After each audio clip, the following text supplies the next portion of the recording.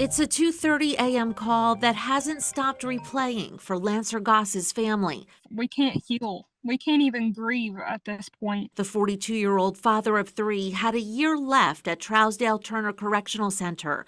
Goss was convicted of stealing car parts after his family says he spiraled into a prescription drug addiction. His mother heard the piercing news first. He said he was a chaplain at Trousdale. And he told me that Lance had passed. Since then, Goss's family hasn't gotten any other information, even basics like where his body was found or if anyone was nearby. No one has reached out, and no one will answer our voicemails.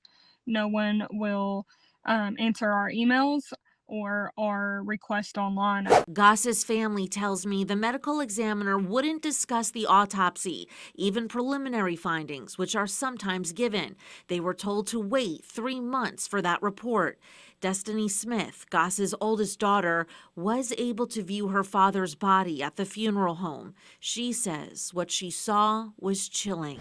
There was trauma on one side of his face and his neck. Several places on his body that was very disturbing. But still, no answers as they laid their father to rest, uncertain of why.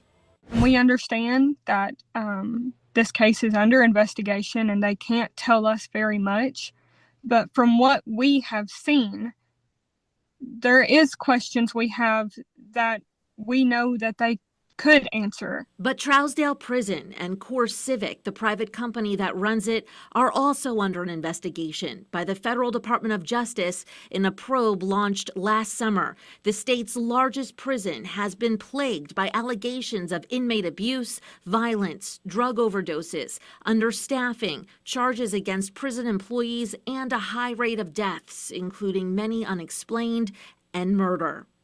If anyone else in the state was killing people at the rate Core Civic is, they'd be on trial. State legislators just passed a new law requiring Tennessee prisons transfer out inmates if the facility's death rate is twice the state average.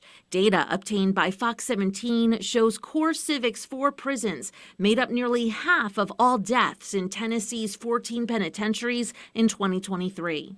I've reached out to the State Department of Corrections multiple times, and I'm still waiting for a response on why this family isn't getting basic information and also what their protocol is in situations like this. Now, for some context, I can tell you if there was a death on the street, the general public would be getting more information on that stranger from local police than this family is getting on their own immediate relative.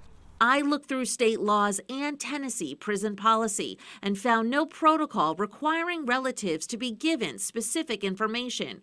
One Core Civic representative pointed out that some health information is confidential without prior written authorization and that they do reach out to the emergency contact as soon as possible after a death. Obviously, transparency as it relates to the Department of Correction is really important.